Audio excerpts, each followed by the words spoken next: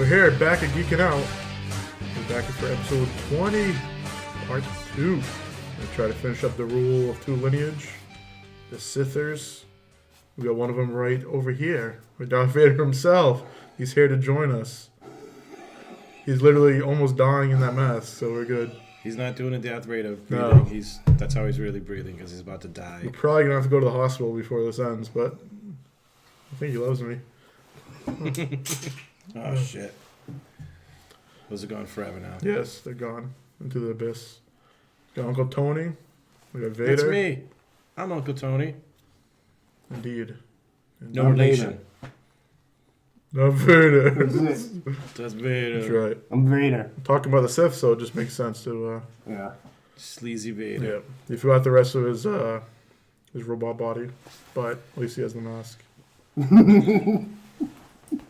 Too epic. And if you're listening to this, I'm sorry. You should be watching this because it's pretty epic what's going on right now. It's pretty epic because I'm literally going to die on the show. Makes your voice deeper. Very sexy, yes. I must say. Right? Yeah. Right. Right. So we ended last cast on Darth Ramage. So the next one in line will be Darth Tenebris, which what we're going to do is we're going to go over the Darth Plagueis book, which talks about Tenebris, Plagueis, Darth Venomous, and the beginning of Darth Sidious. So we're going to go over that nice novel. As I step on these glasses that fell. There we go. So the novel begins just after Darth Sidious kills his master, which is Darth Plagueis, as some of you know. They kind of Quentin Tarantino at the beginning of that Yeah, book. so I was just like, is this like a book backwards or something while I was reading it? Yeah. So Sidious, he sort of has a moment that he feels like a dramatic shift in the Force.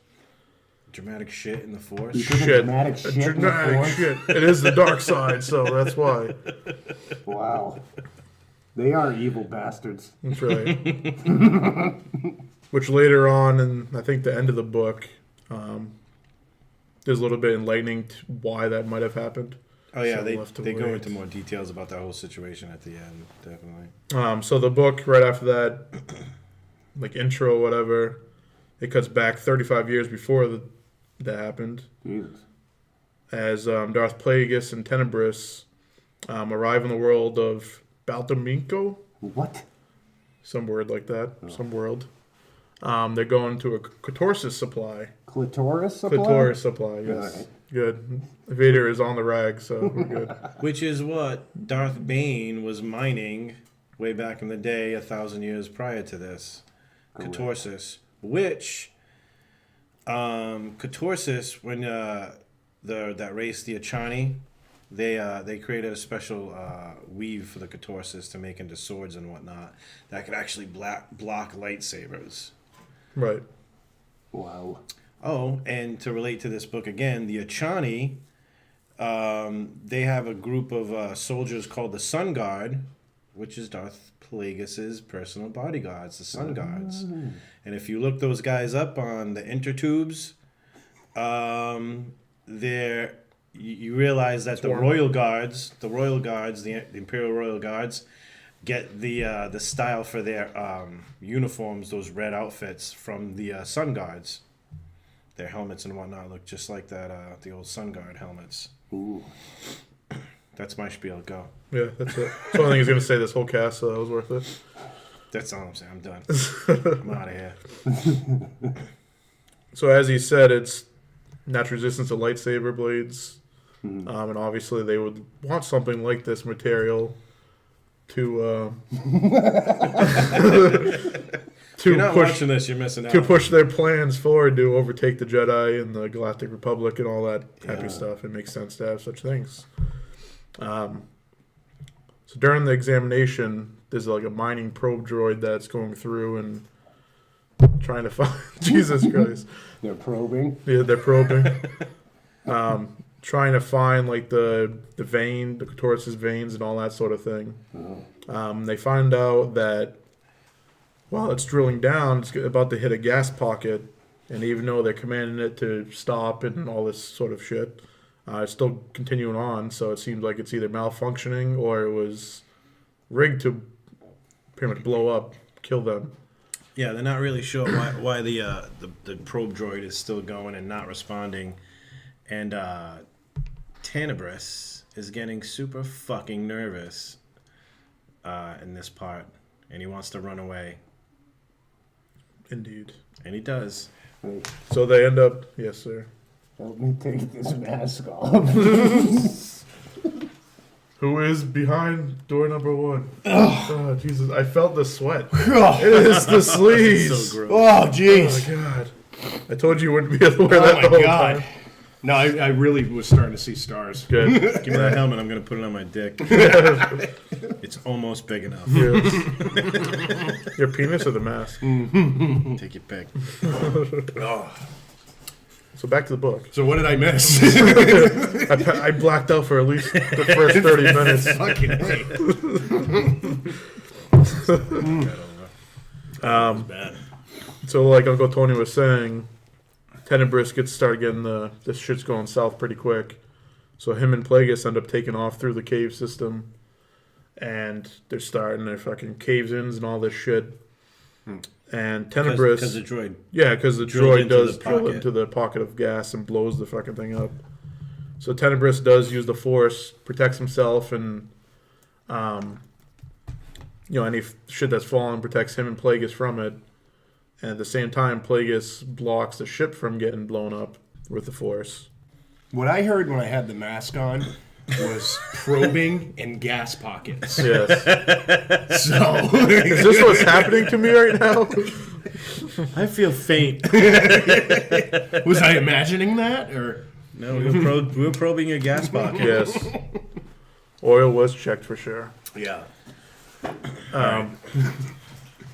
So obviously this took its toll on Tenebris as far as like power level and all that shit. So Plagueis found an opening, or saw an opening rather, to take out his friggin' master. So he took advantage of it. The gas pocket. The gas He found pocket. an opening in the gas He pocket. found it open in the gas pocket. Wow. And probed it, I should say. Probed it. So he ends up killing his master. And now he becomes, obviously, with the Rule of Two, he's the fucking master of the Sith now. Well, Tenebris was fucked up a little from the cave-in, right? Yeah, he was like weakened from exerting himself to save both of them, basically. And I gotta say, between the fact that he got fucked up in the cave-in and that he was trying to pussy out and run away from the whatever danger he perceived, it just proves to me that his time as the Sith Lord was over. Yeah, You know, like he's not. he was a little snake. He wasn't very impressive. Yeah, he Everything wasn't. I've read on him. He was kind of a weasel. Not my favorite Sith Lord. No. And I believe in the book they mentioned too, Tenebris had a weird feeling about this mission Exactly. or whatever. Yeah. Anyway, Yeah. so like even though like he had like a premonition sort of that shit was gonna go down, he went anyway because he's a Sith and didn't give a fuck, I guess, and ended up costing him his life. Speaking of premonitions, I know I wasn't here for the last podcast, but just to touch on Darth Cognis and Darth Millennial, and how Darth Millennial kind of left her because they had like this, they weren't seeing eye to eye on the Rule of Two. Darth Cognis can see into the future. You think she would have fucking figured that out ahead of time? Like, Yeah. I don't know. It was just stupid. Yeah, a lot of those Sith Lords were pretty lackluster. And Darth Millennial's name is stupid too. Yeah, He looks pretty cool, but that's about it. Yeah. With his stupid top knot, living in his parents' basement. Yeah. He's got like a man bun. Not impressive.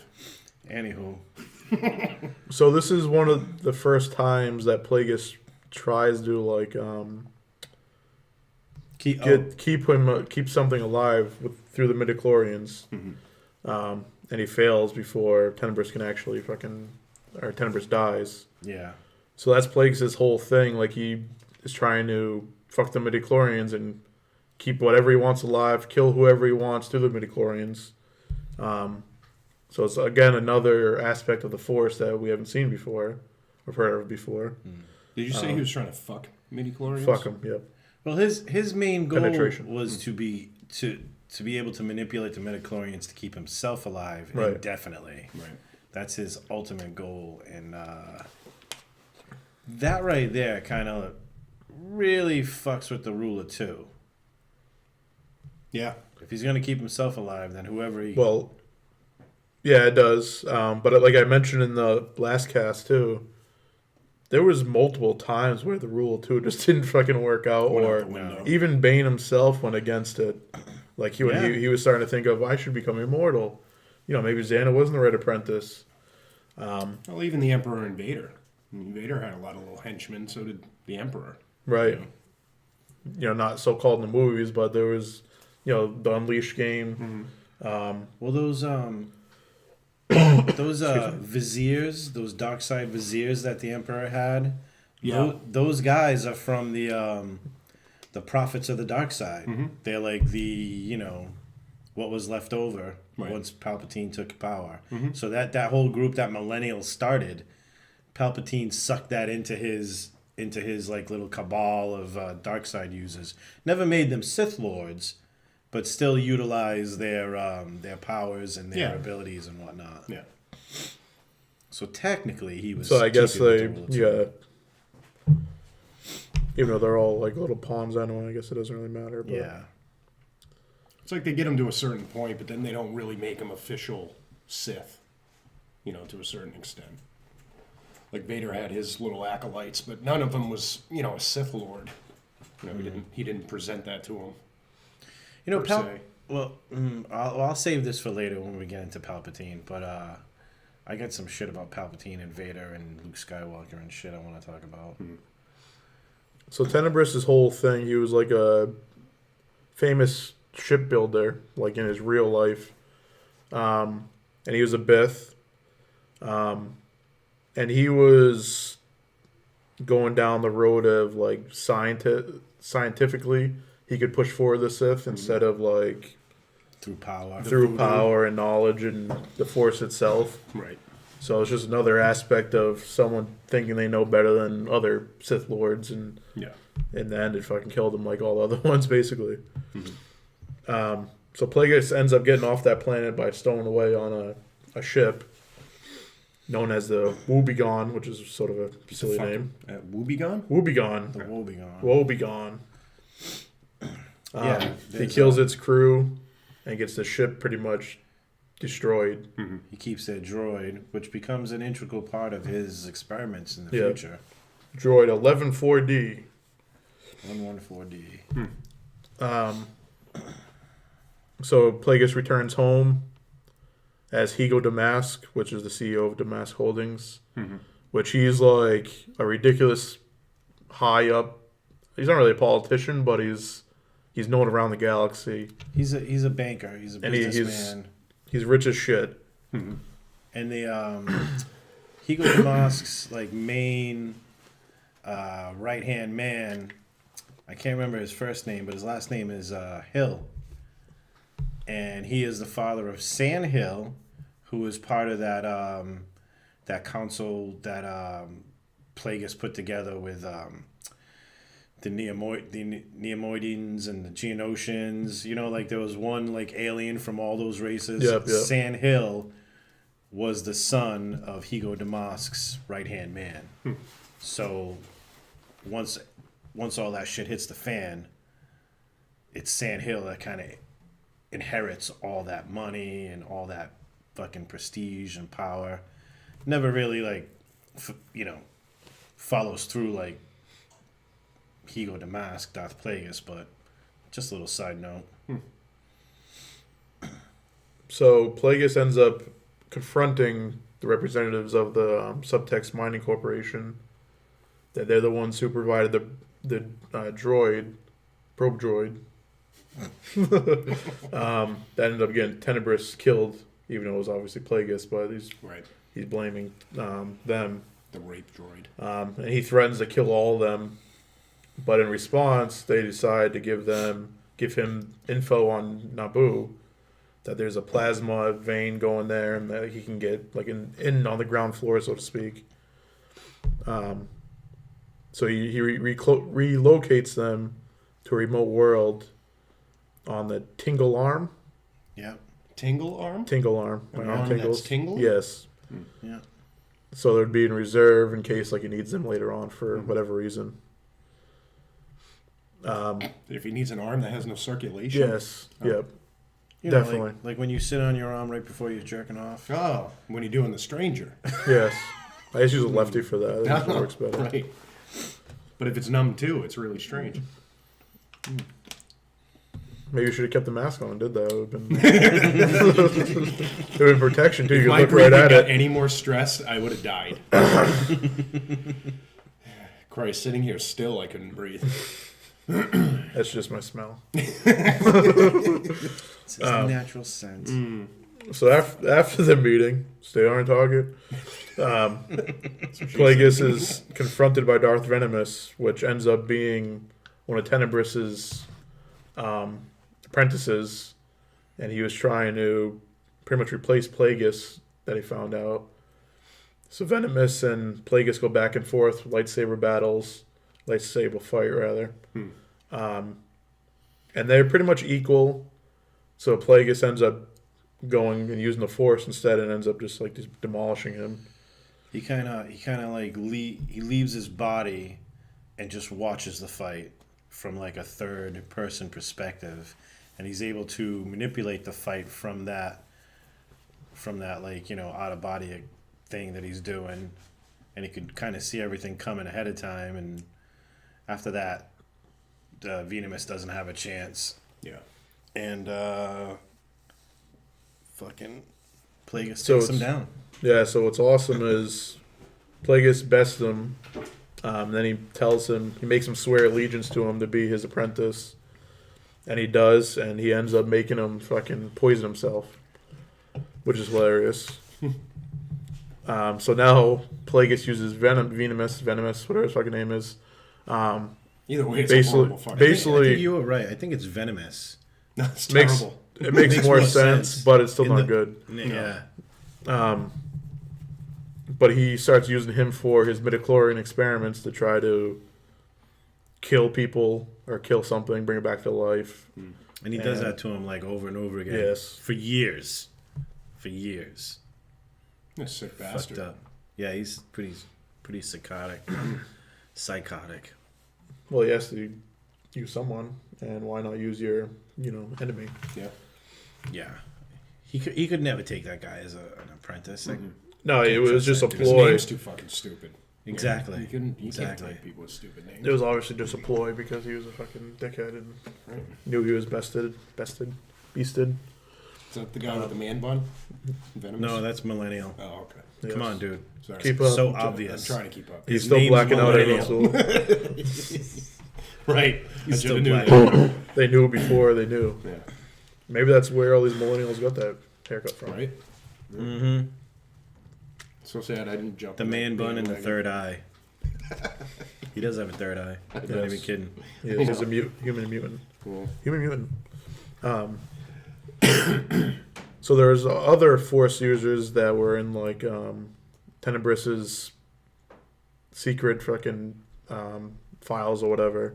I love these parts. So Plagueis ends up tracking them all down to make sure they're not really a threat, and basically kills them all. One of them's like a seer. She can see into the future, and she's like this cult leader.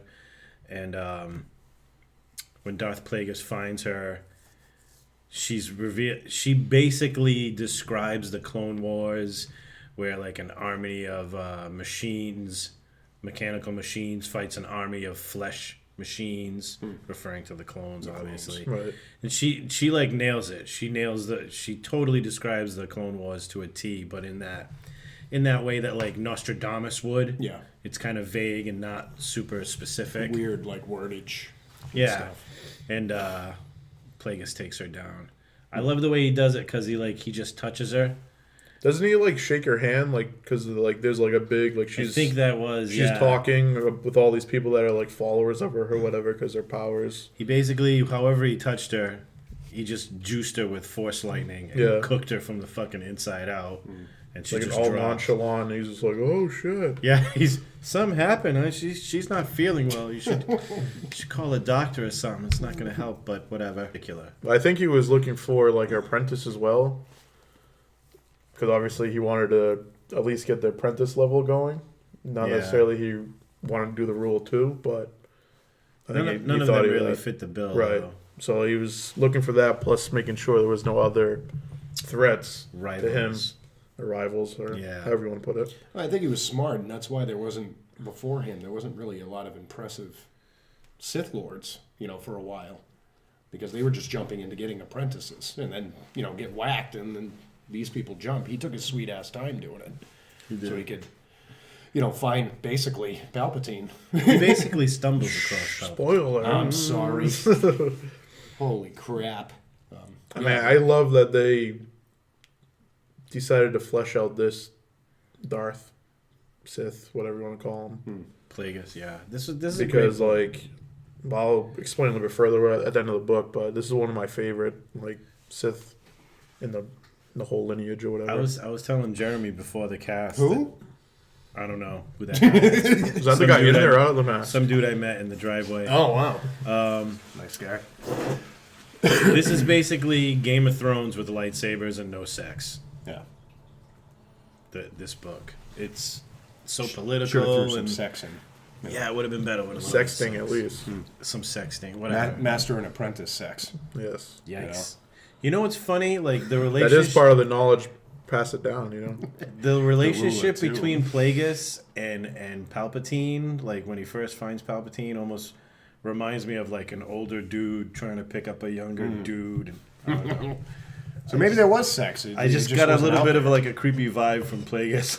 Like, I don't know. Maybe it's just me. Did he offer him cookies or something? Sith cookies. Sith Dark side cookies, yeah. He was the one that started the dark side cookie thing. Yeah. Yeah, you always see that meme like, oh, come to the dark side, we have cookies or whatever. Darth It's because Plagueis. Plagueis. Yeah. Plagueis is cooking dark side Yeah, cookies. you just I learned wonder that if they're shit. venomous. I'm leaving. See you guys later.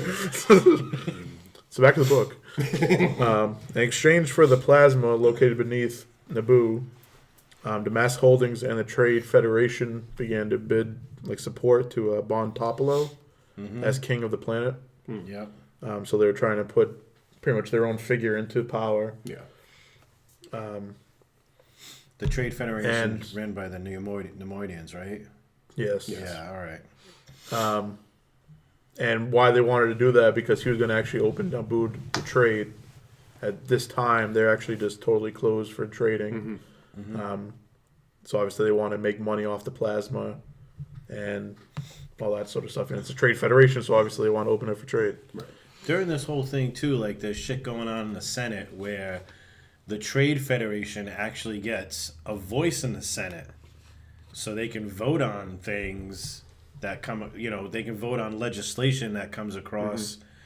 And which is kind of mirrors like what's going on today, like how businesses are considered people and and they're allowed to like give money to politicians and it's just like, well, there's a lot of stuff in this book that makes me think like, holy crap, this could be about real life situations. Right. Like a lot of the political stuff is very, it's right, it's I can't find the word. It's so real in a way, I mean, if you see interviews of, not to get too off topic, but it's sort of on topic, interviews with George Lucas and stuff, there's so many different places he gets his ideas from. Oh, yeah. And he spins it his own way or whatever. So I mean, that could be, obviously that's been happening forever, basically. Yeah. What you're talking about. So I mean, that could be part of it. Oh, there's a ton if you watch really close and know your shit.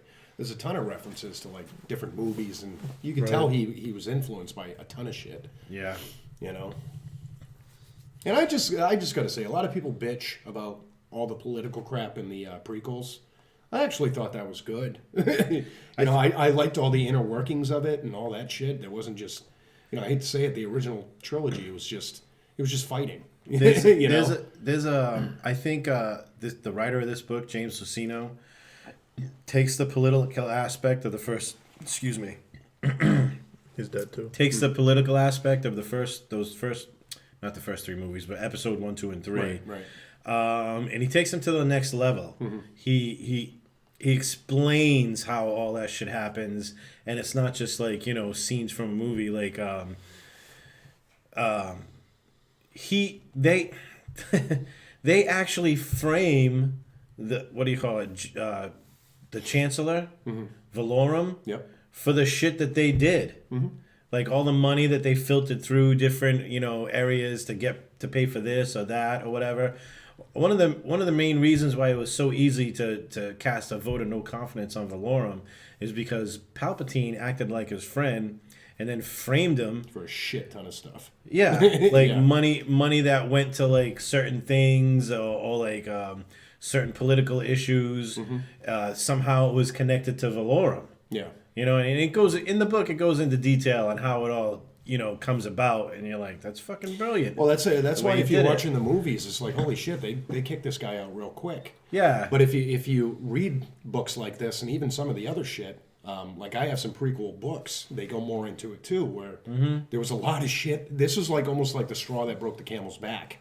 yeah. For Where it's just like, Valorum, all right, yeah. you know, we're finally done with this guy. Let's get him the fuck out of here. Well, obviously the suggestion for Queen Amidala, which wasn't really her at the time, but Right. the only thing we can do is maybe show a vote of no confidence. Which was And then Palpatine said that. Right.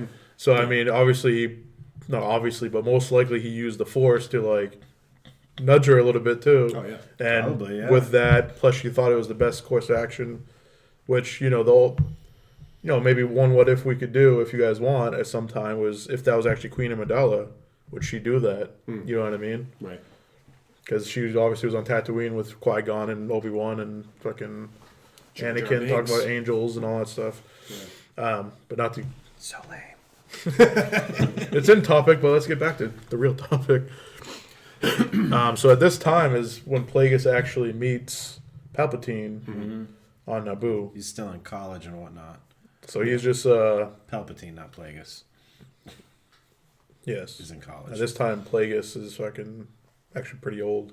Yeah. So and Plagueis is there to because of the stuff you were just talking about, the Right. mining rights for the plasma and whatnot. He's backing the king. What was his name? Topolo. Tipolo, Whatever. Juan Topolo, yeah. You know, Stupid name. so many stupid names in It's Star really Wars. But I mean, like, politically, he's backing that guy. Financially, he's backing that guy.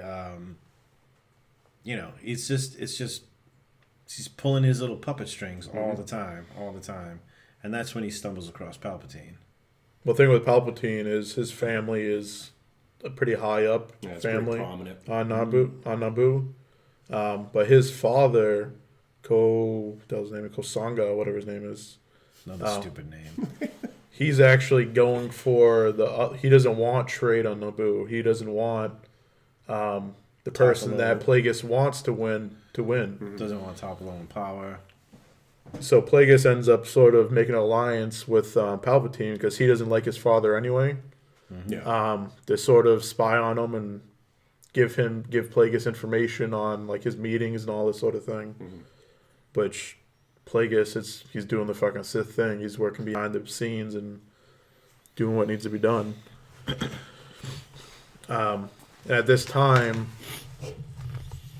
well, not this time, but as Palpatine's growing up and stuff, he doesn't really have a father figure. Like his father's, like they hate each other basically, and he's not happy with what he's doing and all that stuff. So Plagueis almost becomes a father figure for Sidious.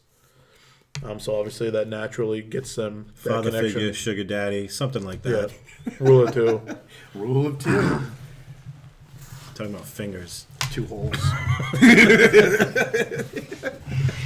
Well, the Munes, they have what, 4 fingers or something? Oh, Or they have Jesus. 5, and they're like this long, Oh my god. Crazy. something like that. So they can definitely check way down in the oil pit. Oh, yeah. So right soon after this happens, they obviously grow as what they are, their relationship, and Palpatine ends up killing his entire family and their honor guard aboard their personal starship when they like have a fight or whatever. Yeah. And this was all prompted by Plagueis too. Like, Plagueis was like, "Hey, let me tell you the first time, blah blah blah blah blah," and he tells him the story and how he like all Plagueis' siblings are half siblings. Mm-hmm. They share the same father but not the same mother. And Plagueis was like, the redheaded stepchild. Yeah. And Because literally had red hair too. So he, Plagueis tells this story to Palpatine and how how like all his relatives shared this particular genetic, recessive gene, and how all his siblings had it, and then he called in some like specialists to help his siblings get over it. But it turned out the specialist that he called in was actually just poisoning them. He wasn't a real doctor, right? So Palpatine hears this story. He gets into the fight with his dad, and I'm sure he was thinking about it at the time, and he's like, "Fuck it," and he just ended up killing his dad and his mom and his siblings, and then and then Plagueis leaves him fucking hanging. Plagueis is like, "Dude, I'll come help you," and then just kind of leaves him hanging and doesn't show up for like a fucking week. Yeah. And which is like a true dick. But like this was perfect. This was perfect for Plagueis because it, basically Palpatine was all up on his dick at that point. Yeah. It was like the drug dealer like holding back a little. Like no. I think it was the fingers. Yeah. It's like he wanted Palpatine to what's the word I'm looking for? Suck his dick. That's a lot of words. He wanted to make sure Palpatine was fiending for his attention, and you know what I mean? Yeah. And those long fingers. But I mean, obviously, if you have a so-called father figure that's pushing you down this road, like, oh, go ahead, kill him, who gives a shit? Yeah. And then he leaves you, you're gonna be fucking pissed, and you're gonna be starting getting to fiending for the dark side and stuff like that, and like. It's a way to show Palpatine too how much he needed Plagueis. Like, now that you've done this thing that has tainted you, it kind of locked him in. Yeah.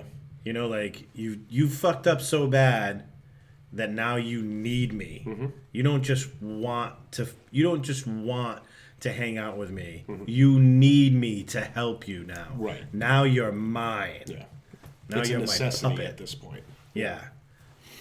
Yeah, and he actually congratulates him of like killing his family. And obviously, but he becomes Palpatine's or Plagueis' apprentice at this point. And calls him Darth Sidious. And this is where Plagueis starts gaslighting him, big time. Like, he brings him to like a frozen planet, like when he starts training him, and just leaves him, no fucking winter gear. He's just standing there for like super long time. He just basically starts abusing the fuck out of him to make him stronger. Yeah, like, look what happened. That whole well, yeah, it worked. Yeah. That whole you need pressure to make a diamond kind of thing. Yep. Yeah, that's basically what he was doing. But he explains to him like his Matt Tenebris did that to Plagueis in the first place. Yeah. So like it worked for him. So why not push down that knowledge even further? Well, that's the whole point. Not to jump ahead, but that's literally what Palpatine does with Maul too. Oh yeah. He treats him like a bag of shit. Totally.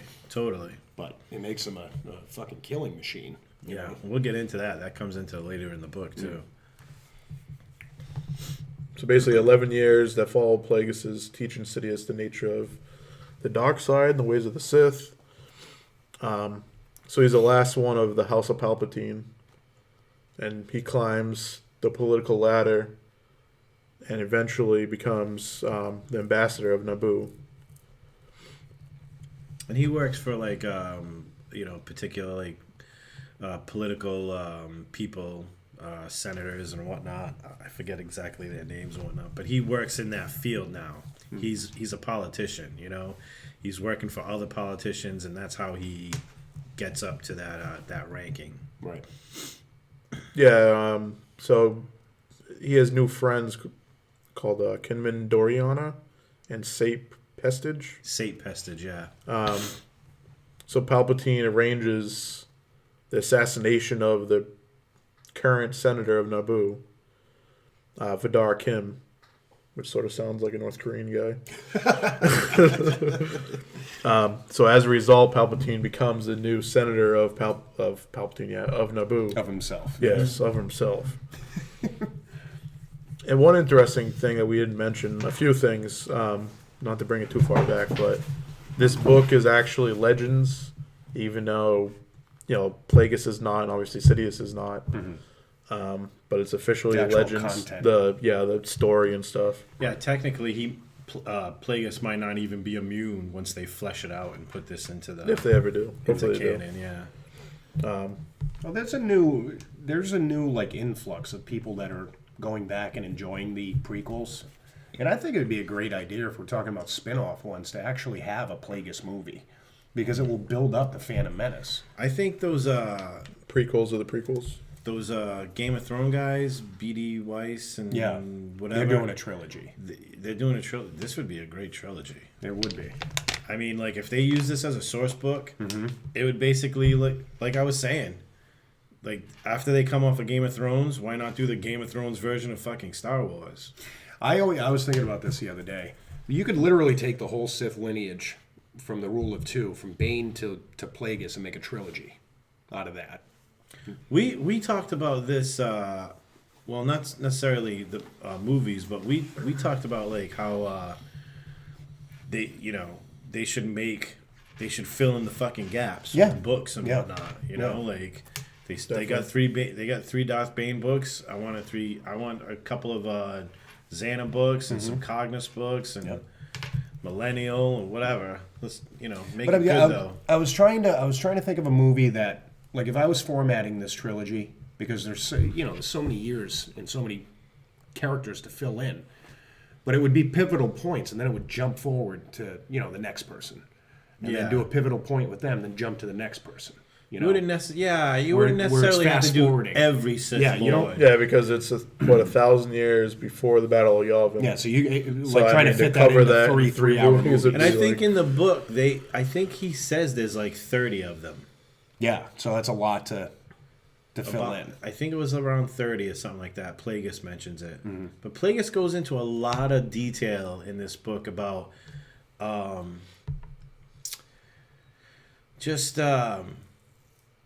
like stuff that was canon at the time. Like lots of details, a lot of it like expanded universe details.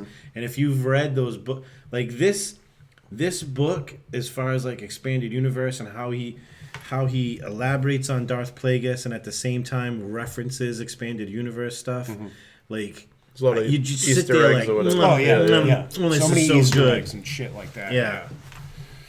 Well, even later on, Darth, the hell, who was it? Gerd, is that her name? The Twi'lek that pretty much saves the Sith. Oh, Rule the of one Two. that fights the Darth Ramage or Grith. something.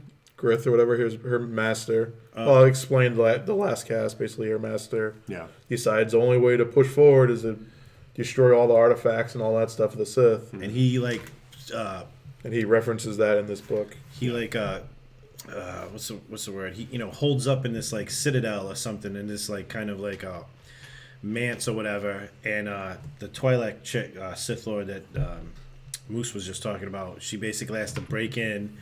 She kills this dude with her fucking bare hands, but not before like her entire left arm, part of her face, and part of the left side of her chest, is just taken away. It's like, but I mean, I guess she saved some of that Sith lore or whatever, but not before that guy destroyed. Well, I mean, again, explain the last cast, but you guys obviously weren't there. But she not only does that, she gets like cybernetics to fix all that shit up. Yeah. And she still decides, okay, the Rule of Two is cool, and continues on with that. Like, that's fucking awesome. Like, she could just be like, fuck this, I'm fucked up. Yeah. I just, live my life and stop or whatever. Yeah. But now we talked about North Korea, we'll continue on. So at this time, Plagueis continues his plans of manipulating midichlorians to prolong his own life to immortality level, basically. And one of his plans is actually to touch base with like the World Camino, which is obviously cloning world that makes all the clone soldiers in the Clone Wars. He has a couple of meetings with them. So like, Close to time. he's the basis, not officially by canon, that starts all this shit going way back. Not really way back when, but when Sidious first was coming around and stuff. So he's the one who had all this idea. It's amazing how to some make of clones. these plans were really like stretched out. You know what I mean? Where in the movies they throw them right at you, but there was plans for a long time with a lot of these. Yeah, there was planting seeds and letting them grow. Yeah. That meeting that Moose was talking about was like the first meeting was just to see if it could be done. Right. If you had the right genetic material, could you make an army Right. or whatever? And they weren't like super sure at first, but they figured it out. Yeah. He can we talk about Sifo Dyas, or is it too early for that? A little bit early. All right. So at this time, Plagueis is sort of doing its own thing, and another point when Sidious is sort of left to his own devices. I mean, yeah, Sidious, that's what I meant to say. And Sidious ends up trying to find out more about the Sith than Plagueis is talking to him about. Teaching him. So he ends up going to Dathomir and talks to the leadership there. End up getting a friggin' young Zabrak, which is Darth Maul. So the difference in this book is like so a woman who had two sons. One of them was gonna go to Mother Towson, and the other one she kept secret from Mother Towson, and she thought Palpatine was a Jedi at first. She could sense the power in him, and she was like, "Here, take him. I don't want Mother Towson to get him." The difference is, in the Clone Wars cartoon, they say Mother Towson is actually Darth Maul's mother, Right. Yeah. Right. and Darth Savage Opress's mother. Yeah. So there's a little bit of a difference there, but the end result is the same. Right. You know, basically, a little baby is giving to Darth Sidious, which is a fucking terrible idea. You should never give babies to Sith Lords. No. But of course, I mean, not to get too far into that, but Mother Talisman could have technically been the mother from all her fucking weird voodoo and shit like that. Yeah. You know what I mean? Like, if you want to go down that path of To a the voodoo slut. voodoo slut, yeah. But either way, I know what you're saying. The thing I like about this most is Palpatine takes the baby and starts having it trained as it grows up. But it isn't till later that he tells Plagueis about it. Yeah. But Plagueis is fine with it because he's like, it's just some fucking douchebag that we can manipulate, basically. Because Maul isn't... He's not the Sith Lord that Plagueis and Palpatine are. Plagueis and Palpatine are intellectuals. Right. And Maul's a Maul is a machine. killing machine. Right. And that's the way he's trained. But at the same time, like, Maul is under the impression that he's going to inherit the Sith mantle. Right. They even call him Lord Maul and whatnot, and he's presented. Palpatine gives him every reason to believe that he is going to succeed him, Yeah. and that's never the fucking case. No, he was stifling Well, him. I think it was the case. From 'cause- Palpatine's perspective, a little Yes. bit, yeah, Definitely, well, he's the one who actually gives him the title Darth yeah. before, well, in this book. I know it's not canon, but before Plagueis is even dead. So True. he's playing along with Plagueis to say, oh, yeah, he's going to be our assassin. He's no real threat or anything. But in reality, he's training him to be his apprentice when eventually he kills Plagueis. My opinion is, I think they were doing that just to pacify Maul, because Palpatine, he never wanted to turn this over to Maul. You know what I mean? He never wanted to sit there and be like, okay, so you're my apprentice. Let's flip this over. I think he knew eventually.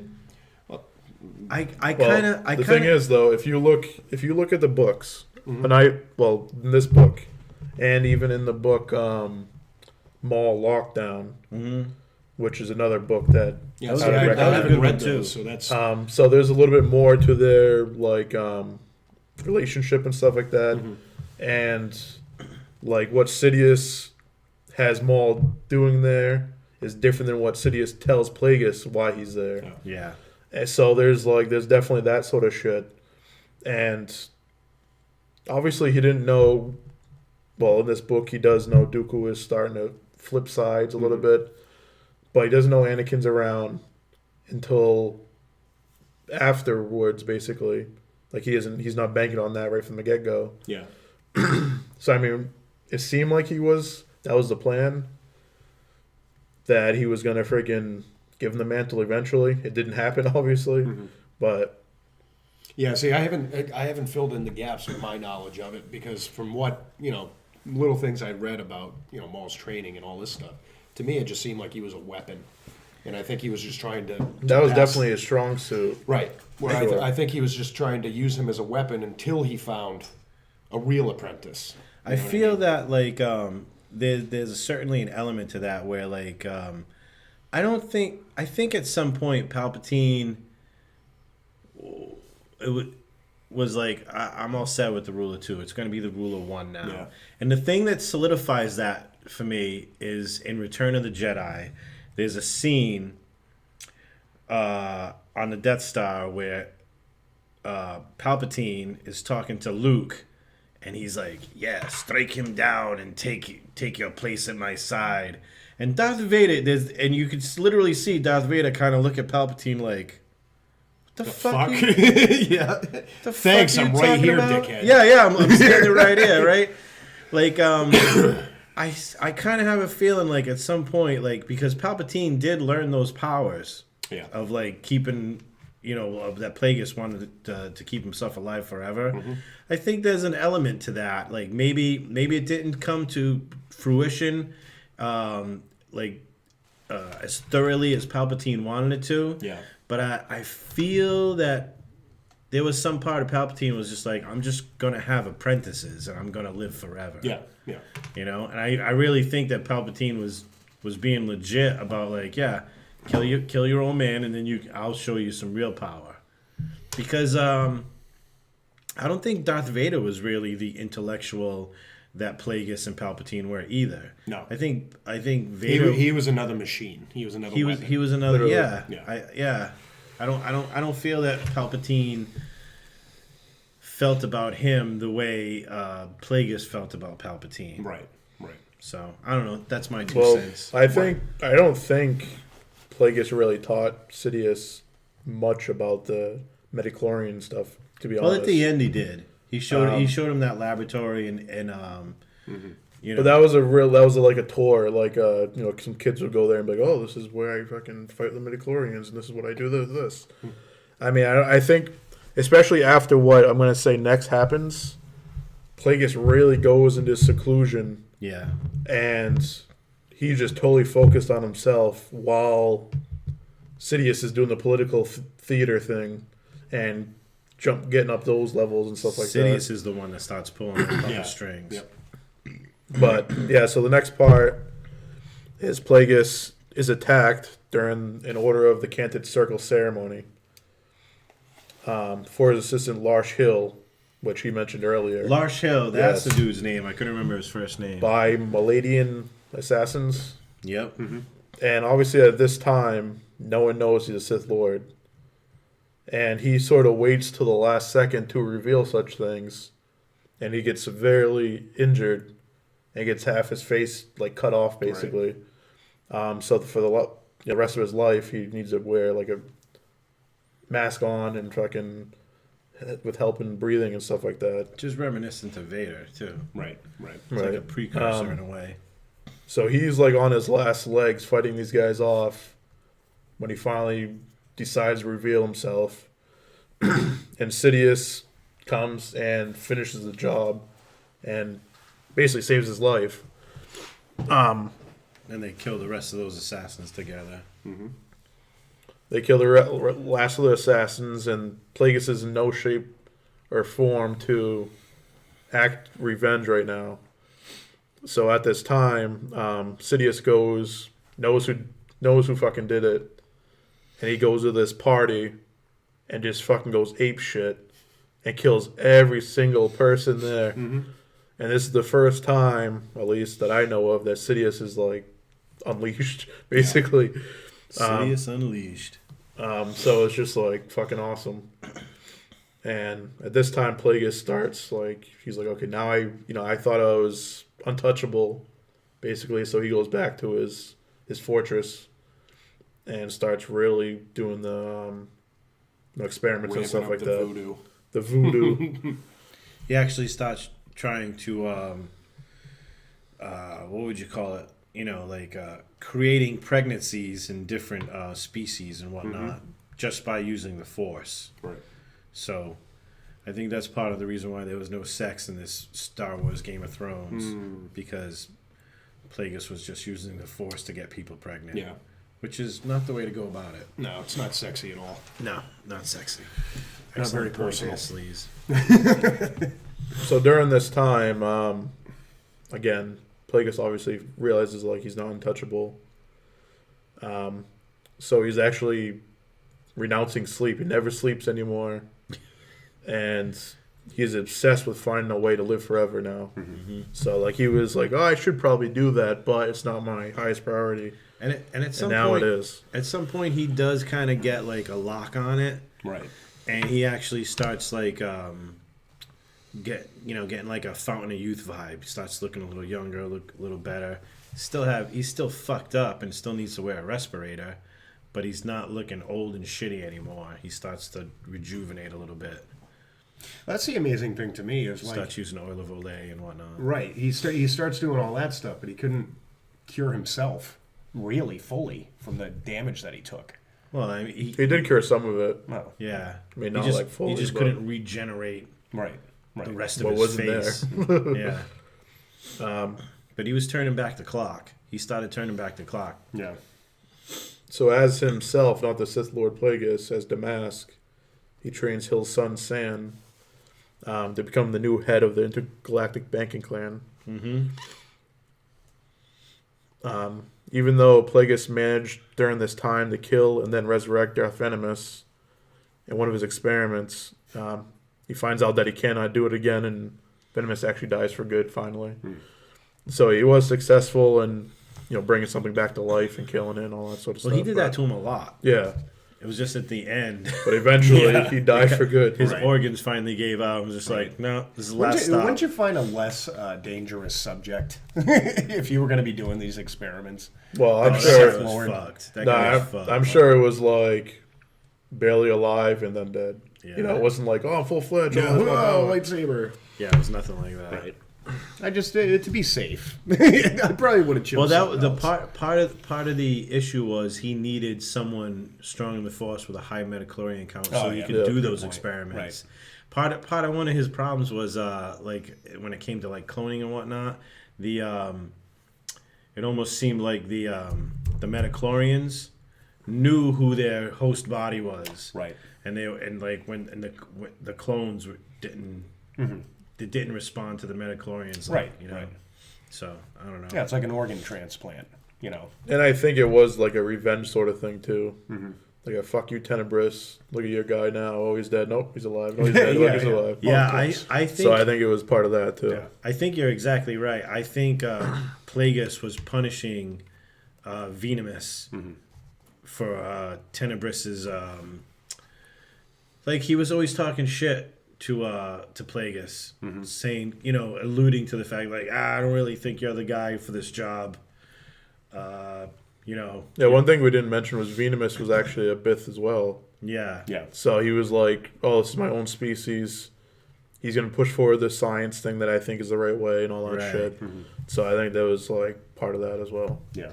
Got a lot to do with it. So it's fast forwards about 2 decades, and at this time, Palpatine is growing in power in the Senate and all that stuff. and being a renowned senator, and everyone loves him and all that sort of stuff. So this is when we talk about Supreme Chancellor Valorum, which, if you remember way back at episode 16, 17, 18, I believe it is, the first Valorum is talked about in the Darth Bane trilogy books. That's on the planet and almost dies and all that stuff. Right. So this is the second one. Yeah, the Valorums have had a long political history. Part of the reason why the current Valorum got elected was because his family has been president of the universe a couple of times. Yeah, it's like the Kennedys of Star Wars, basically. Only, yeah, in a sense, or the Bushes.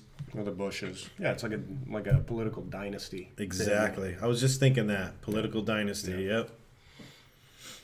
So one of the awesome, probably the best parts of the book, at least to me, was Plagueis now feels he's healed up. He gets the Fountain of Youth or whatever analogy you want to say, and he goes back to Naboo, and he goes meet the King Ars Varana, of the Naboo, and he ends up fucking killing him through the midichlorians, and basically ends up taking out the midichlorians slowly while he's sitting there in bed, and then just like sitting at the foot of the bed and just like, midichlorian, fuck you, fuck you, fuck you, and kills him that way, which is fucking awesome. Like, he doesn't, sneaks into his fortress and all that stuff. This was after great. A second attempt on Plagueis' life. This king tried to have Plagueis taken out. So it was like this. There was like this was like a second attempt on his life. Right. So Plagueis was so irked by this. He did it himself. Like, he went to this guy, because this guy went into hiding after he tried to have Plagueis killed. I would too. And Plagueis showed up at his. He tried to get Damask killed. He didn't know it was a Sith Lord. That's for right. So So Plagueis shows up at the house. He does all the right shit. He fucks with the cameras. He basically just walks into this guy's house, walks into his bedroom, sits down, and he's like, "Hey, wake the fuck up." Yep. Badass. And then the dude's reaching over for his alarm, and he's like, "Stupid! I already dealt with that shit." Yeah. And that's when he tells him, he's like, "Not only did you try to have me killed, but you don't know who the fuck I am." And he tells him he's a Sith Lord, and that thing that Moose was just saying, he basically told the midichlorians to fuck off. Yeah. And which basically his body just shut down and he died right in front of him. That's fucking nuts. Yeah, he was killing him on a cellular level. Yeah, right. Exactly. I could chop you in half. I could out. choke you out like every Sith does. Right. The Force choke, but I'm just gonna sit here and just be like, "Oh, fuck that cell. Watch you die. Fuck you, cell." And what this goes to is now Princess Amidala, or Padme Amidala, is now the queen of Naboo. Now, that was her father? No. She was elected. Yeah, the kings. And they had a weird election king and queen thing on Naboo, right? So the thing was, it wasn't like a royal family. Palpatine. Prior to this, Palpatine approached Padme's parents and was like, "Hey, I think she could win. She's getting a lot of popularity." And the parents were like, "Dude, she's a kid. I don't want her to have to go through this if she's not going to win." Right. And Palpatine's like, "So then you're into it a little bit." And this pissed off that king that Plagueis fucking kills, because that king figures out that Palpatine is backing him. He figures out that Higo Damask, who is actually Plagueis, is the king. That king isn't stupid. He figures out this is They're all against planned, right? Yeah. And that's why he tries to have Plagueis killed, but he really doesn't. He doesn't realize he's in way over his fucking head. Yeah. And it's all part of their their grand plan to fucking get all this shit squared away. Yeah, they're trying to put basically their people into place so they can do their agenda. The funny thing is their people don't know that they are his people. Right. They're all just puppets. Even Padme. Yep. Right to the end. Well, that's what they think, and then she's really not. But anyway, So during this time, after that, Plagueis and Sidious actually have I'm not sure if it's a party or whatever, but they meet up with some Jedi, which is Sifo-Dyas that he was mentioned. Dooku was there, Qui-Gon Jinn. Yeah. I don't know if Yoda's there or whatever. So they actually become buddies. He goes Right. Mass, Palpatine. So they're all friends, and Plagueis, not to get too much in the what they exactly say, but he suggests to Sifo-Dyas that you should probably go talk to the Caminos and have them make a clone army. Why not? I love the way he approaches it too, because he's like, I think. Well, basically, he's saying the people who will become the separatists. He doesn't say separatists, but basically, just to explain it, Plagueis says, the people, those people are gonna pull away, and they're gonna start their own army. And Sifo-Dyas is like, how do you know this? He's like, I know it because I do businesses with these people. Yeah. Right. And then he goes, well, if you do business with these people, you could go to jail for telling me this. Non-disclosure kind of shit. And he goes, yeah, but it's so important that I can't not tell you. I'm a good guy. I'm a really good guy, and I don't, I wouldn't feel right if, and he goes, well, what are we supposed to do about it? He's like, well, what if we created an army Just in secret? case army, yeah. Yeah, just in case army. And he goes, how are we going to do that? And like Moose was saying, the Caminos. And he's like, well, where are we going to get that money? He goes, I guess I could fucking give rich. it to you. Yeah. Plays Sifo-Dyas like a fucking yeah. fiddle. Oh, yeah. And at this He was such a time, huge instrument. that's why there was so much confusion when it was revealed in Attack of the Clones. Yeah. That Sifo-Dyas was the one who ordered the friggin' Right. the clone army. They're like, what the fuck? He's like, Dad, what the hell? When Obi-Wan shows up and they're like, oh yeah, let me show you your new army. We've been expecting you, yeah. And he's like, what the fuck are you talking about? And see, that's a lot of people watch the prequels and they're like, fucking. There's a lot of gaps in a lot of shit that, like this book, for instance, fills Right. in. This it would have made for better movies. This book makes that all that shit makes sense. Yeah, Those first couple of movies, it makes those movies better. Right. Because they were. That's the problem, though, with this and Star Wars, Marvel, and stuff like that. Like, you're expected to Read 700 read books. everything, listen to everything, watch every show, watch every movie, and then maybe you have the gaps filled. Otherwise, you're just like, who the fuck is Sifo-Dyas? Right. Like, why? Okay. Yeah, they don't go into super detail in the movies about who the fuck Sifo-Dyas is. No, he's like a third mention. You know You what I don't- mean? It's Yeah. obviously he wasn't a big deal, but he actually really is pivotal to all of this. Yeah, he was You know? he was a key component. Right. He was the reason why, in a sense, that the clone army was even made. He was a Jedi Master thinking he was doing the right thing. So. Right. Thought he was doing the right thing. Yeah. So at this time, Dooku basically is not liking what the fuck is going on in the Jedi. Like, he's just like, what the fuck? Like, he's not agreeing with what's going on. And Plagueis recognizes this and is... They start to become buddies. They start having long conversations. So Plagueis and Palpatine, or Sidious, whatever you want to call him, like, okay, well, we could definitely use him later on because he has like 1 foot out the console anyway. Yeah. And he's very powerful. He could be Count on whatever planet he's from. I can't think of it. He's got a lot of influence. He really does. It's on the tip of my tongue. Just Yes. keep talking. I'll figure it out. I forgot exactly what it was. So he, and obviously he eventually becomes the leader of the Separatists. So obviously that comes into fruition later on.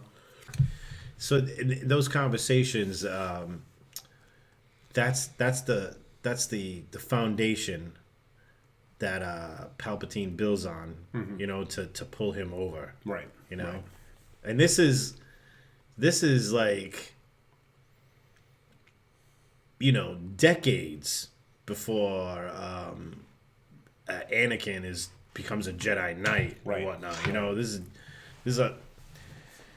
It's a long con. It's, like that Palpatine plays on this dude. Well, it's even, to be honest, out of every single movie that's come out, the one I like the least, not now, but before, for a long time, was Attack of the Clones. Yeah. Because it seemed like there was a lot of information missing. Because they introduced, pretty much Dooku, and you're like, where the fuck is this guy coming from? You know what I mean? And, you make sense of it as you go, further in the movie and down there, but there's so much information. Like, the Sifo Dyas stuff is missing, the Count Dooku shit is missing, like, all this information is missing. But as you read these books and you get more information, I've started to like Attack of the Clones more. Like why he left the Jedi Order, there's none of that. Right, Sorry. there's none of that. It's Sereno. He's Yeah, from thank Sereno. you. My bad. Yeah. We had our producer look it up and put it in Right. our earpieces. Right. Yeah. But you know what I mean? Like sometimes, and I hate that because I'm gonna go to the point you made. You have to read so many books and all that shit. We're gonna do it because we're fucking dorks. But every The day, normal fan probably won't. right? But like a normal casual fan will watch Attack of the Clones and really not know what the fuck is going on. Yeah. Because there's so much information. I think they try to jam pack too much shit, and they didn't have a lot of the backup stories to the shit they try to jam into that movie. I think. And the sand shit. I think. It's the worst. I probably said this on the podcast before, but I think the episode 1, 2, and 3, like episode 1 should have been Attack of the Clones. Episode 2 should have been the Clone Wars. Right. And there should have been less time with Padme and Anakin standing Absolutely. on fucking balconies going, "No, I love you more. Yeah. No, I love you Every more." single scene of that was shit. Shut the fuck up. Yeah. I didn't want Like to a lot hear of any people- of that. Like even this book, and I know the book wasn't out when the freaking movies came out, but if they had a storyline like this for the Phantom Menace, that sort of led up to small amounts of the Attack of the Clones, or you combine those two movies with these stories. This could have been episode 1. Right. And would have been It'd way been better. fucking awesome. Right. Yeah. And then you go, like you said, like the second one should have been called Clone Wars. Yeah. Just Like- think how awesome and the it should have been- prequels. God, I'm sorry. No, I'm just saying it should have been just fucking Clone Wars. You're heavy into it, and then it led up to Revenge of the Sith. Just think how awesome the prequels would have been if it was a Sidious origin story plus a Vader origin story. Like it'd have been fantastic. fucking awesome. So at this time, like this is that. when Maul officially gets the Darth title in secret from Sidious. So that's why I was just like, okay, it seems like he wants to make him. And then he sends him off to kill those Vigos, right? Or was this a week before that? Yeah. The Black Sun people. Maybe. You know Remember what's that part. awesome? Like when I get to that part of the book, like I have those comic books that they're talking about where he goes and kills those fucking those gangsters. I'm just like, that's the thing about this book. Like like shit that happened, they talk about it. He touches on it. Like even if he doesn't go into detail about what happened Still because it mentions. happened in the comic book, it's just like, oh, there's another little gap that's filled. There's another little, link in the chain that's putting it all together. You know, that's what I. It's the information that you needed to watch the movies and enjoy them. This guy, this guy James Luceno has written at least 6 books, Star Wars books, maybe more. This one is his masterpiece. Yeah. This is by far. I don't dislike any of those Star Wars books he's written. I think they're all good. This one is fucking diesel. Yeah, Yeah, without a doubt. I agree too. Kevin Nash. Right. Wrestling. What the hell was that? That's what he used to do. Oh, okay. Yeah, so that was like I don't know what the fuck that was. Jesus. But they Fucking say in the book too when I'm gonna paraphrase here 'cause I'm not gonna remember exactly what when Sidious and Maul are talking on the balcony. He's like, "Oh, we're gonna finally have a revenge against the Jedi. They're no match for you," sort of thing.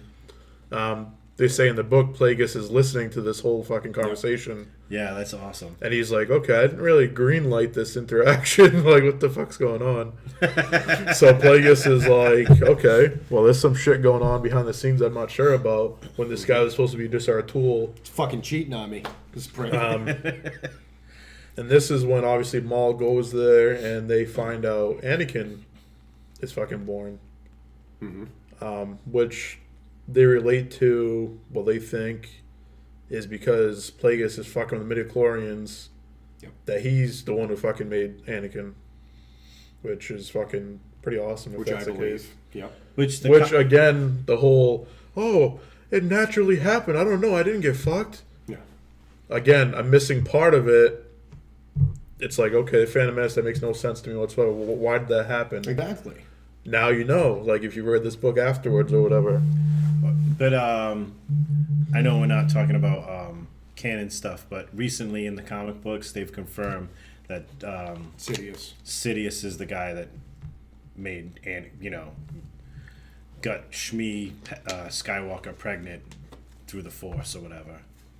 Now, was it a So was it it kind a of thing proves that that he knew that Darth Sidious knew all that shit that Plagueis was doing and knew how to do it. Now, my question is, because unfortunately I didn't read this book. I've read portions of it and things like that. So one thing I want to understand is, when this was all happening, was she focused on, when they were doing their voodoo shit, Shmi? Or was it like they were focusing something and then all of a sudden like a dark force just went rogue and fucking got her pregnant? You know what I mean? Palpatine did it. He focused on her. Her specifically, I don't know. I haven't read that comic Right. book. I've just Right. basically read the headlines and the clickbait. Yeah, because that's what I want to know, is if, like, let's say Palpatine's walking down the street. I haven't read that at all either, and I haven't even heard the Sidious thing. I read this book though, Right. and they explain it just like It was like a random. it's thing. like a rogue thing. Like Right. he's been fucking with it all over the place, so it's like And it just happened to be her that got knocked up. it's like the balance of the Force. You know what I mean? Like all of a sudden the dark side went this way, and she's like, oh, Yeah. and then So, all of a sudden she's what was pregnant. that? So he's been throwing like Force sperm in any direction. Right. He's just to spraying see- the whole fucking galaxy. see with his what will stick. Dark side Yeah, semen. I don't think it was obviously planned because Anakin was a surprise to them in the book. Like, oh shit, Right, look at this right. guy. Not an on purpose baby. Right, and that's what I was thinking. It wasn't like, I was about to say, it's not like Palpatine went to fucking Tatooine and he's like, oh, look at this girl, you're pregnant. You know what I mean? Yeah, where Anakin did seem like he was a surprise. Like, holy shit, what the fuck is this? Right. We must have done that, And they say that Plagueis was listening to. Actually, when they come back to Coruscant with Anakin and Qui-Gon and the Queen and all that shit, they say that Sidious wanted Plagueis there to like meet them, and Plagueis is like, nope, you're the political fucker. I'm gonna stay in the back. Yeah. So that's why he wasn't there. But he listened to Qui-Gon tell Anakin about the midichlorians and all that shit. Then after the fact, Dooku has a conversation with Palpatine, Sidious, and he starts telling him, yeah, Qui-Gon came back with this kid. He thinks he's the chosen one, this and that. And Palpatine's like, how do you know all this shit? You're not in the council. And Dooku's like, I got my ways. I fucking know. And that conversation is the conversation that clinches it for Dooku. He's like, I'm definitely leaving right now. Yeah. And Dooku and Palpatine have that conversation, like, basically, like, what are you gonna do after this? And they literally talk about, Want to like, join the dark side? no, they don't. He doesn't recruit him as his apprentice yet. Right. But they set in motion, like, they literally say to each other, like, basically the Republic needs to be torn down and built back up. Right. And The Separatist groundwork was already done there. Yeah. and the Separatists need a charismatic leader. Do you know anybody who could do that, Dooku? That's basically how that conversation went. Right. It wasn't until after that Dooku became his apprentice, Yeah. which I'd like to see more detail on that. Right, Right, yeah. right. It's nothing that's really fleshed out. Yeah, because so. even when they, in Attack of the Clones, they just throw him into the mix. I mean, you find out, like, okay, just shows up. he was Qui-Gon's, but there was no backstory to him. That's why I never really had a lot of investment in that character up until the Clone War animation series. Right. Because then they start, like, really getting into his shit a little bit. Did you see the one from the Clone Wars from Cartoon Network by Genndy Tartakovsky? Yes. They were it was real animation, not like computer generated animation. Oh, okay, yeah. I know what you're talking about. You know Yep. the series I'm talking Yep. about. Yep. That I would, to this day, I'd still take that over most of what the computer animated Clone Wars cartoons put out. Yeah. I'm gonna have to go back and watch that because I've actually heard that that's really good. It is. But you It's shouldn't have to awesome. rely. That's what's. I mean, I like it because I like a lot of content. I've always liked that with Star Wars, where it's like there's so many friggin' stories. There's, this is connected to that and this, and such a big fucking universe. But at the same time, too, it's like they'll throw out, during the prequels, they threw out a movie, and it's like, what the fuck is going on in this movie? And you had to wait for them to come out with an animated series or a fucking, comic book or a book. And it's like, yeah, at least that should be the main blueprint, and then other stuff is like little stuff is filled in, and it's actually the other way around. Yeah, I like that stuff when I was younger, but I'm getting too old to care. It's just too much shit. I still read a lot of it, but I kind of have to agree with Moose. Like, I'm not gonna read it unless I really want to read it. I'm not gonna listen to like that. The Aftermath series. Tough. I went through that whole thing, It's but it tough. wasn't like We were gonna do a podcast, like a book review podcast, and I realized that I had like the first book in my Audible account. Yeah. And I'm like, oh, I don't remember like listening to this, and I started listening to this. And I was like, oh, I did listen to this book before. I fucking hated it. Yeah. And I felt like shit, but I after the fact I went to Moose and I was just like, dude, I don't think I can get through these books. the best part about that book was an old Clone Wars B1 battle droid that was outfitted to be like Oh yeah, Bones. yeah, Bones. That guy outfitted was to be kinda like cool. a soldier, or not a soldier, like a guard or whatever of this kid. And not to go too much into One the of the book, main but characters, he was yeah. fucking crazy, and it was so awesome. He made like the book funny, and they go, "Oh, you want me to kill?" Yeah, I And had just the went first like crazy one. shit. I tried, So good. I tried for 3 months on and off to read it, and I still didn't get through it. All right, so just to close this book out, so basically, obviously, if Palpatine is, Queen Amidala is there, Qui-Gon Jinn and Obi-Wan, this is the time that Queen Amidala has no vote of confidence for Chancellor Valorum. So at this time, or right before that, I should say, the Battle of Naboo is happening. So the no vote of confidence comes up. It looks like Sidious or Palpatine, whatever you want to call him, is going to win. Palpatine and Plagueis get together in his quarters, and they're like, "Oh, this is fucking awesome. We're finally, decades before we planned this."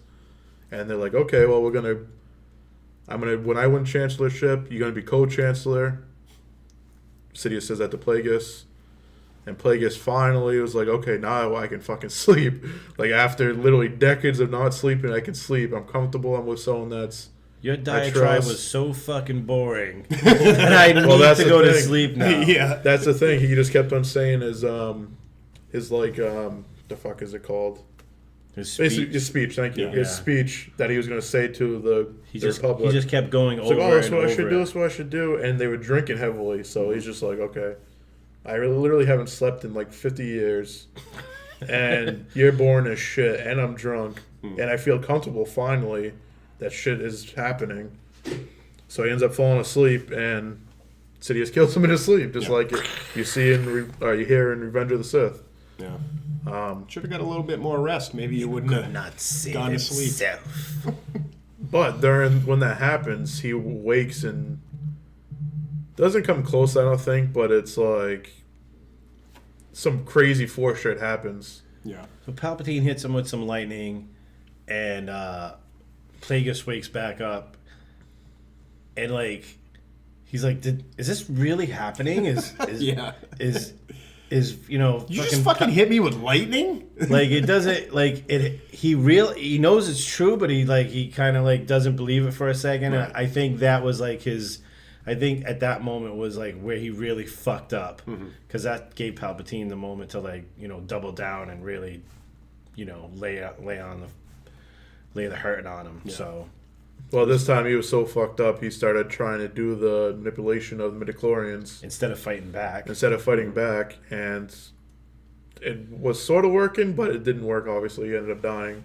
yeah, But then a big tremor in the Force Palpatine felt.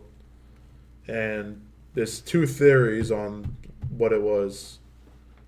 Was either Darth Maul dying, or because Palpatine or fucking Plagueis just died, and he was that powerful in the Force, it made a ripple in the fucking Force. Which could be either one. It's actually happened when he died too. Right. So I mean, it's definitely fucking awesome. This book was great, and if you look back at the picture again, I just wanted to mention this. He obviously looks pretty close to Snoke, so there's obviously that comparison. A lot of people compare him to. I just wanted to mention that while we're talking about Plagueis. Oh. Oh, that was when they first started giving Snoke details and all that. People were saying, "Oh, it's Plagueis." Yeah. Like that was early on. In, Well, the whole thing was, "Oh, I've seen the Empire start and fall, blah blah blah." and it made blah. sense. And like it, if you, they haven't really fucking fleshed out Snoke in any books or anything, so it's like potentially it could still be, or it could just be a lazy fucking. Can I make a point Connection. about that? No. Okay. Absolutely my not. point is that people are so pissed off that we want to know more about Snoke and more about Snoke. In the original fucking trilogy, did we know much about Palpatine? You didn't even know his name was Palpatine. Right. He didn't have a backstory. He didn't have shit. Snoke got basically the same amount of screen time, if not more screen time than Palpatine did. Right. And people were pissed off, Well, like, pissed they off. didn't flesh him out enough. They didn't flesh out Palpatine either. No. I don't know. I agree with you on that. I agree with that, but I think they should have took the time to make a book or at least comic book series or something I'm not opposed to that. to explain them. Yeah. Sure. You know what I Do mean? Like something. what they're doing with everything else, if they're filling in the gaps with these other types of things, like books or even a friggin' he's like in some fucking show or something. Right. I think they're probably doing that on purpose because they want to keep it all secret until the movies are done. Oh, maybe. They don't want have to a give you feeling- any clue on what's going to happen. Well, there's even some, not to get too much on Snoke, but there's even some theory that Snoke's going to be in the next movie somehow. Han Solo is also going to be in the movie too. So, Yeah. but So. who the fuck knows till we see Han it? Solo is actually Snoke. That'd Makes be great. sense. You ever see them together? I don't think you do. So, No. Something to think about. I got to go What off if? camera for a minute. I'll be right back. Oh wow. Okay. all right. With that, we're going to actually probably end this cast.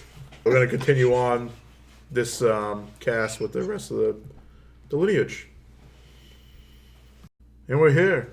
And what the fuck?